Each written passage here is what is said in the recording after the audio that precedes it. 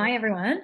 Well, I'm excited about today to dive into what we are happy with from this last year, reflect on things we may want to change, and bring into the new year with us. So, always a good reset button on reflecting and setting new goals and motivation. So, excited to do that with you guys today and share our tips for doing that for other people listening in at home.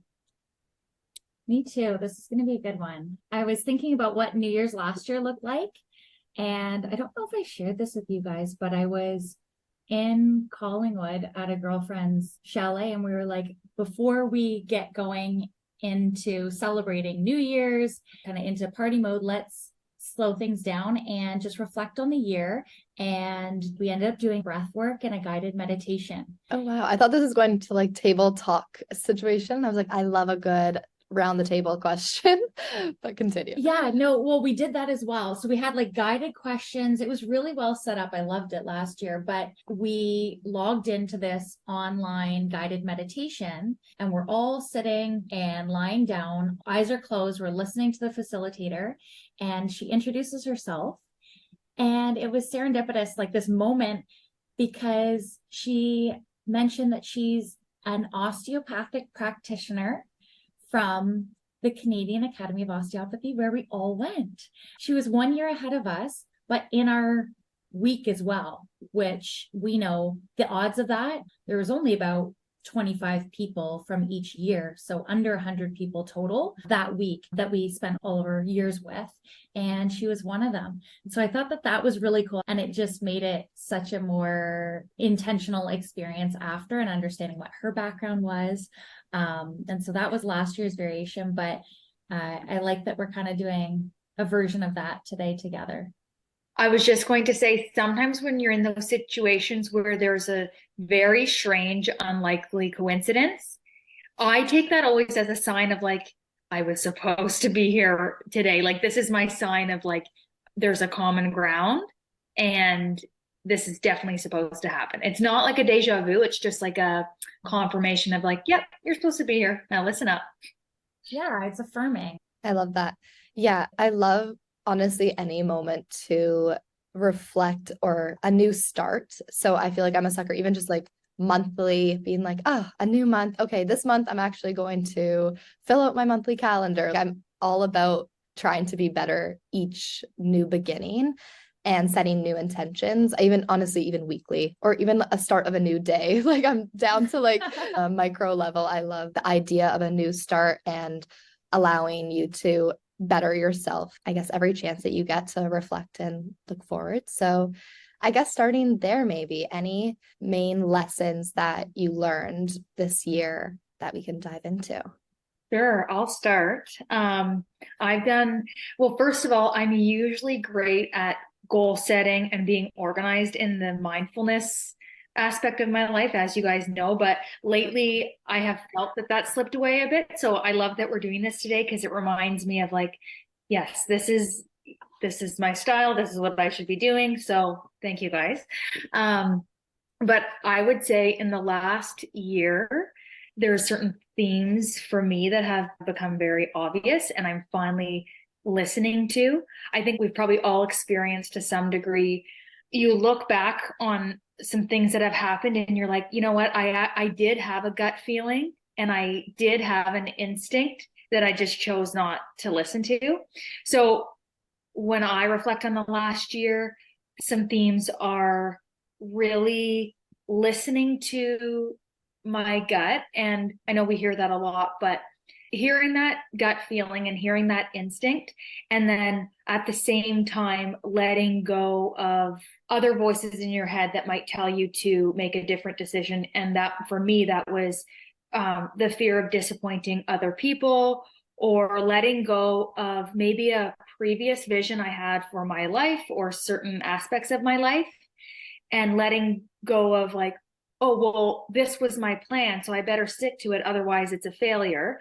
And, you know, I've voiced this previous plan or this previous vision to other people. So I would look like I failed or I'd look like I'm not focused. So I guess for me, I had to grow out of, okay, your vision can change or adjust. And that's actually part of the ultimate goal. I guess essentially every little decision, every big decision, I'm trying to really listen to what my body is saying and let go of any influence from other people or even my past self. Yeah. And actually, Lauren, there's something that you brought up last year, maybe 2 years ago now, that has always stuck with me, which is when you think of doing something, whether it's small or big, so whether it's a huge career decision or whether it's a small decision as to whether you should go to a certain gathering or not. If you take a couple seconds to pay attention to how your body reacts to just the thought of that activity, Yeah. that really gives you an answer most of the time. It's either that makes my body feel freeing and vital and excited and inspired, or that makes my body feel constricted. Do you have any thoughts on that? Yeah, that's something that I try to live by. And I'm the type of person that can really get in my head about certain things. And when you were explaining your experiences the past year, I related to that in the sense of like, sometimes when you're working on something, you don't know if it just takes more effort or you need to try a different way or you need to be flexible. And like, you don't want to give up on something that you're attached to. And you think, okay, maybe I can adjust what I'm doing. But then also you don't know whether it's the universe or if you're religious, like either way, like you don't know if those no's are just guiding you in the direction that you are meant to be in. So sometimes it can be hard to like take that objective experience and know what direction to go with it. Like, do you change and modify your own inputs in that situation? Or do you try another way and like lean into like the ease, the path of least resistance?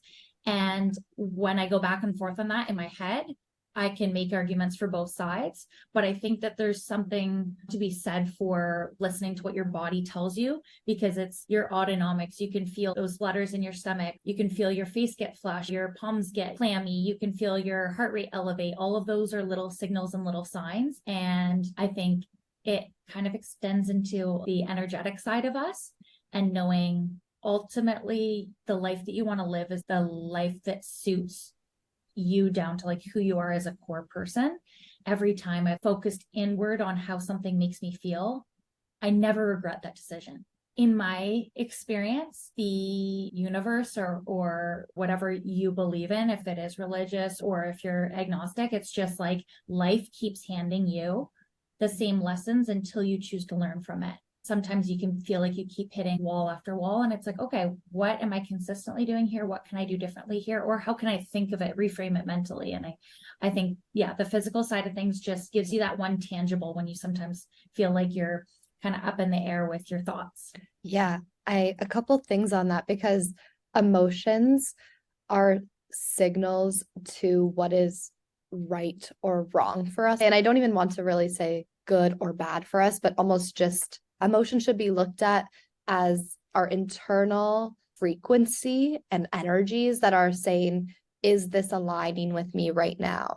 And am I on the same wavelength of where I should be to receive what's meant for me? So if you are feeling like a happy buzz, like a positive, I'm excited, I'm motivated, I'm thinking that this is the right path for me, then when you are on that higher frequency and those feelings are coming up, it's just that reassurance that, okay, yes, keep going in this direction. You are on the right path, or you're making the right decision, or you're around the right people. And then when something inside of you feels like that, like not feeling, or like that heavy heart and like all like the emotions of like frustration, anger, or sadness, or disappointment, and you can list all of these quote unquote negative emotions, it's less thinking that they're you, like I am sad, more so I'm just feeling this right now because my body's telling me that whatever situation I'm in or whatever my thoughts are right now, they are not aligning with the frequency I need to be on, or this is not right for me. So really looking inward at our feelings. And then when it comes to New Year's resolutions, if there's key things or themes that you want to bring or welcome into your life, it's like, okay, how do I feel going into this situation or this decision? And then how does this decision or environment align with my priorities that I've set out for myself? And they can always change throughout the year. It's not like you have to stay set on them, but it's just that moment of reflection to think and reassess if you're on the right path or you're in the right situation. Yeah. And Lauren, you used the word being attached to an idea or a vision. And for me, in the last year, I had been attached to some career goals and things that I put in motion that I became attached to. And I was really resistant to the path that it was taking because I'm like, well, this wasn't what I planned. And same with like my relationship. It's like I had to really let go of this idea that I was attached to. And I was not taking the path of least resistance. I was taking the path of, no, this is what I see. So I have to make sure all these puzzle pieces look like this. But if you take a step back, the universe, or however you want to say it, it's working to give you that ultimate dream and vision. And you really have to be flexible in how that comes to you and how what that looks like. So it took a while and it took a lot of temporary suffering and challenges and confusion and frustration. But taking a step back and realizing, okay, I do actually understand why that had to happen. And like, sure, it hurt or like it was a punch to the ego, but I'm watching these things roll out and I'm like, okay, I did ask for this. It just showed up in a completely different way than I wanted it to or that I thought it would. And heading into a new year, one of my goals overall or a theme is to not be so specific on that ultimate vision, just like focus on the feeling. And Chloe, you mentioned the frequency of where I want to be and let the universe take care of the process. Totally. I remember we've had conversations and I've heard you speak about this in the past year and it really resonated with me. I was like, oh yeah, there are so many times when you get fixated on one specific outcome, but like our conscious is such a small perspective in like the realm of possibilities. And that is just to say like there's not one specific way for everything to play out to be able to get everything that you want or to be able to end up in the place that you want your year, this chapter in your life or your ultimate life journey to end up at, right? So it's just looking at the different combination and realizing the biggest lessons and the biggest things that you learn are also in that process. So it's getting really open to and focusing more on the process than it is that end desired outcome. Yeah. And that's why it's so important that when you are setting specific goals, to take that next step and really ask, why do I want this? Like, let's just say the goals that you may have set at the beginning of last year, work-wise, they could have been very specific to what your plan was in your business. But why do I want this for my business? And what is it bringing you? So is it more financial freedom, more scheduling flexibility, more family time, or whatever your priorities were surrounding setting that work goal? That should be the main focus. And then the action steps you still need to plan and try, and it's like trial and error.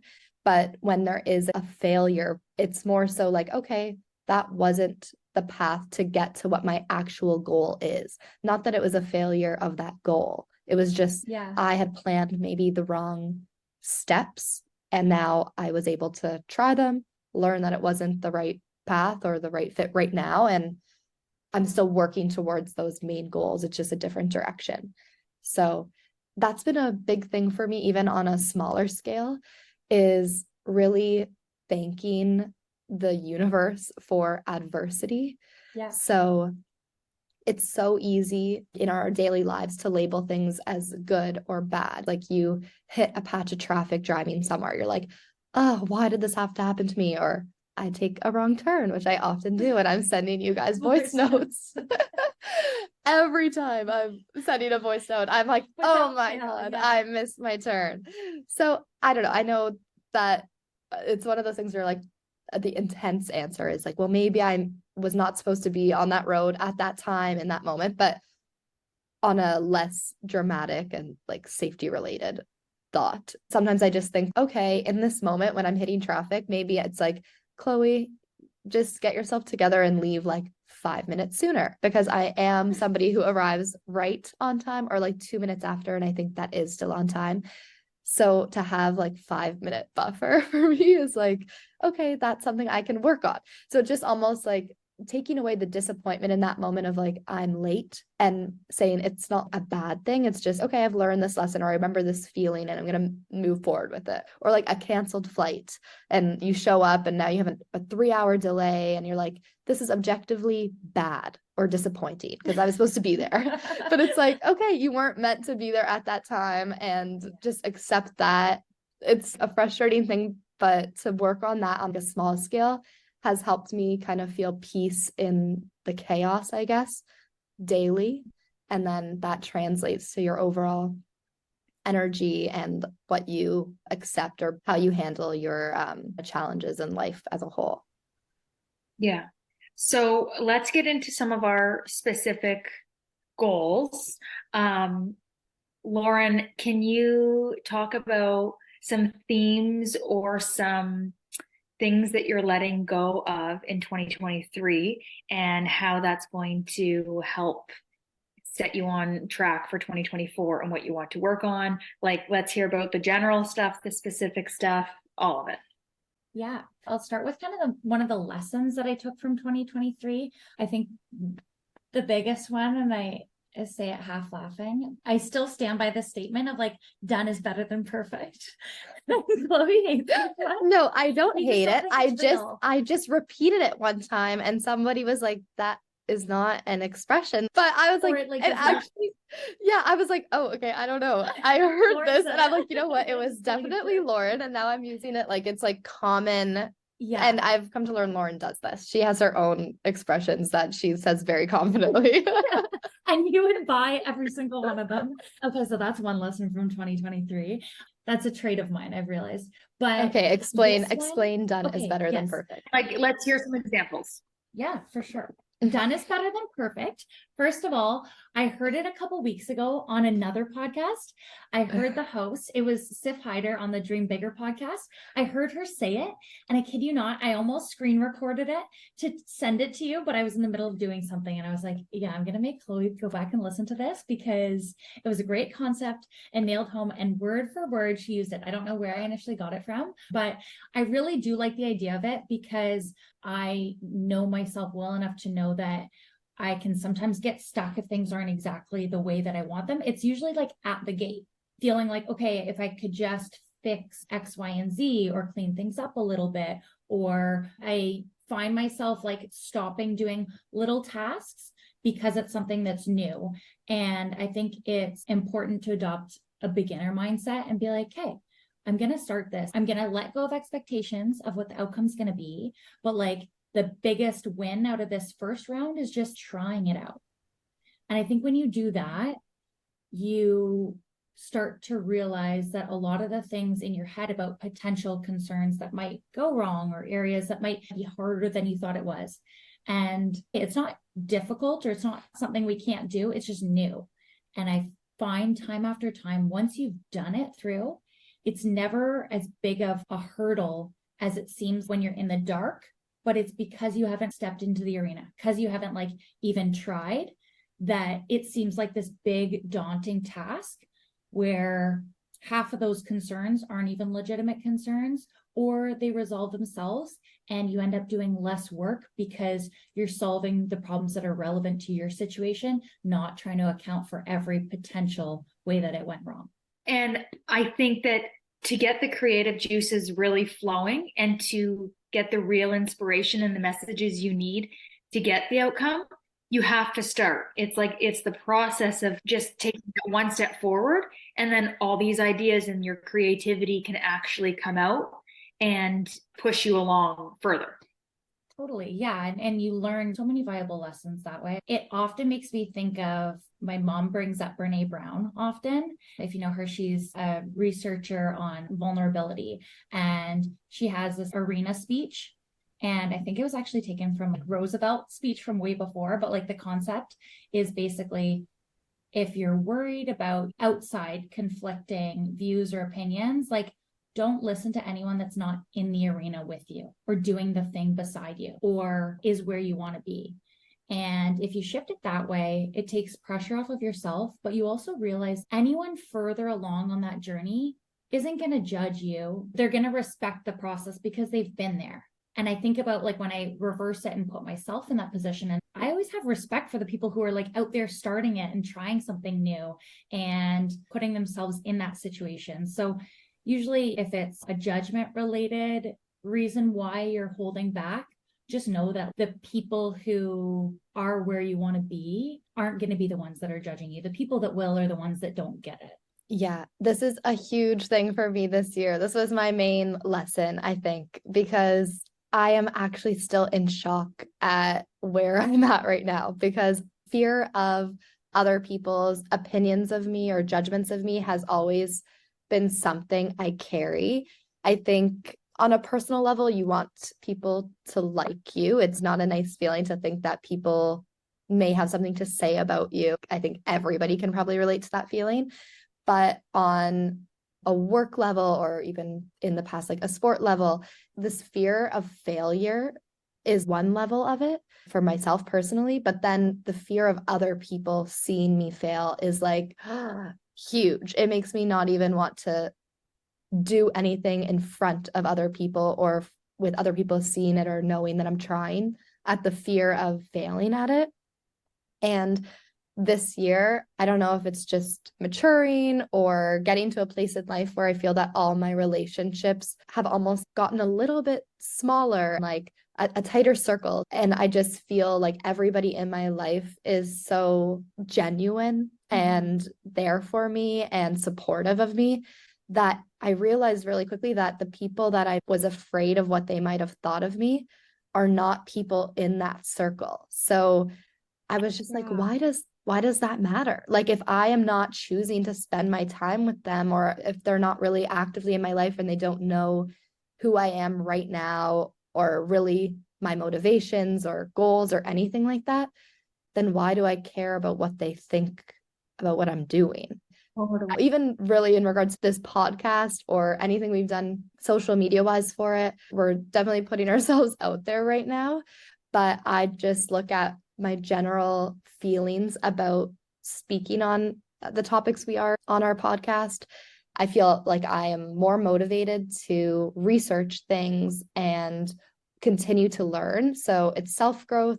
I think I'm helping others at the same time. Like if I hear one person that says, wow, I was really motivated to go on a walk or go and see this practitioner, and I loved what you said about this. Any type of motivation somebody found from that, I'm just like, why wouldn't I try this? So that's how I've been feeling this year. Yeah, I can definitely relate to that. And I have found that by letting go of other people's opinions and the fear of failing in front of people, I have found that it's, again, a little bit of discomfort, but personally, I have freed myself from that. And it's allowed me to actually be so much more present in what's going on. And I'll give a couple examples. Like, I worked really hard and put myself on the line and put tons of energy and focus and money into building out a wellness center. And at the beginning, I felt my passion come through because I wanted to create a place where people could come and really feel like they were taken care of. So my vision was to bring more people in and work together to really truly help people and their families.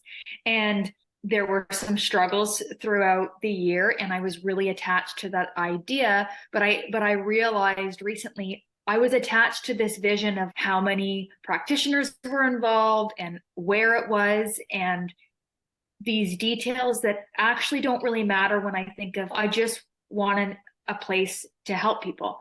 And I had to let go of feeling like I failed at that project. And I thought, no, actually, if I just scale back, take away the management part, because it turned into less of a passion for me and it turned into more of a dreadfulness. And now the place that I went to go to work to help people, I had this resistance and a negative feeling, because it's like, this is also the place where I have to manage and do the business side of things that I actually didn't really like. And so I freed myself of that. And the more I talked to people about it, the feedback that I got was, Some people don't even try, and it's not a failure at all. It's a hard place right now in our world to manage something like that. Like, things are expensive. A lot of people are scaling back and downgrading. And as soon as I freed myself of the attachment to that idea, I was like, oh, this is exactly what I want. Now I can scale back. I can focus on helping people because I'm not worried about this big, huge wellness center. Yeah, that goes exactly what we said in the beginning, this idea of the goal you set. It was more this overarching theme of what do you want from that goal, or why do you want that goal? And you made an action plan. You thought the wellness center would bring that to you. And then you're like, wait, the wellness center is taking that from me right now. So let me change that plan to get what I actually wanted out of the wellness center. So you're just in that process now of restarting that. Yeah. And I think it's also having an appreciation for having learned that and gaining that information and learning that lesson, being like, okay, perfect. I still have that goal, but that's not the vehicle. For me, like I have like a positive association with failure. I think it's like fail fast and fail forward. So the only way that you would fail from that is not learning, right? And like doing the exact same thing the same way again and expecting a different outcome. But it's like, if you figured out the intention was there, some elements of it were right, I just didn't have the perfect recipe. It's like, well, of course, it was your first time trying that. And sometimes when a failure could be like, okay, now I'm going to try that same thing again in a different way. But sometimes it can be completely changing that plan and having more contentment in your new plan. Like, if you never tried this specific example to start that wellness center and you were renting your space and creating your own individual practice and developing that, there might have been that thought in the back of your mind, I wanted to do more. I wanted to start a wellness center. And then you're not happy in this. So just trial and error and finding where you genuinely feel happiest and most aligned with what you want. Yeah, exactly. And that brings me to another theme that I'm trying to move into 2024, which I think I've done my whole life. And I know you guys can probably relate because I think it has something to do with being an athlete growing up. But my comfort zone tends to be throwing so much on my plate. And it's almost like when I'm not overwhelmed with busyness, it's like restless, but really it's like, why is that my comfort zone? So back to letting go of these expectations and these visions, I ended up in this point where I can't put any more on my plate. Something has to give. And it forced me to look at these things of like, why am I attached to all of these things? Who cares? If I'm focused on my health and my ultimate goal, which is life, family, work balance, and working with a passion, then I need to let these things go. Otherwise, I'll never get to that place. And approaching 30 years old, like we can call it old, young, whatever. But the point is, I found myself in this mindset of, well, I've got to grind now so that I can be free later. But it's like, okay, well, when is later? And really, I should be focusing on the balance now and enjoying the moments now, not feeling like I have to earn it. So I started like asking the universe and manifesting, please help me take something off my plate. And then, this change of path with this wellness center, at first I was like, oh no. And then now I'm like, no, I did ask for something to give. So thank you for taking it off my plate. It's caused a lot of discomfort and a lot of lessons along the way, but I can see that I'm on my way to that ultimate goal of more of a balance. And as soon as you kind of said out loud, or to yourself at least, okay, I'm going to let this one business venture go, how did you feel inside, if we're going back to paying attention to the internal feelings?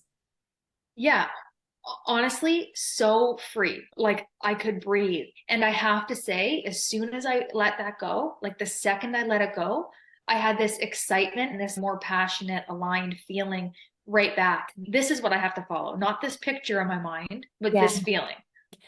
I don't typically see myself as someone who lets external judgment really guide what I do. But I think there was a moment when I realized I didn't want to vocalize even making any changes or adjustments on this path because I had felt like, we have committed to this one trajectory of a career when we go into school, which was 10 years ago. We have changed and evolved so much since then. Even technology has changed, platforms, education, the way people access information, the way that I see using osteo as a tool to impact people has evolved since then.